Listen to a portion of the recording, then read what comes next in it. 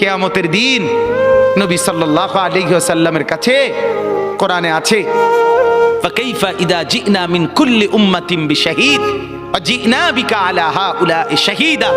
নবীকে বলছে আল্লাহ, বন্ধু আপনার উম্মতের প্রত্যেকের আমলনামা আমি আপনার হাতে দেখাবো, আপনার হাতে, আপনার সামনে পেশ করব, আপনি দেখে কথা বলবেন আমার কাছে। সুপারিশ আপনি কইরেন, মানা নাই, কিন্তু আপনি দেখা করবেন। রাসূলুল্লাহ সাল্লাল্লাহু আলাইহি সাল্লাম যদি হাসরের ময়দানে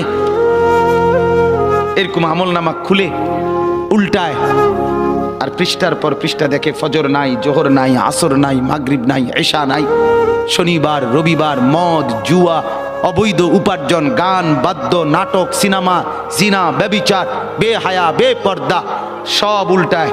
আল্লাহ নবী সাল্লাল্লাহু আলাইহি সাল্লাম তখন বলবে, উম্মত কি এটা? উম্মত আমার 23 বছরের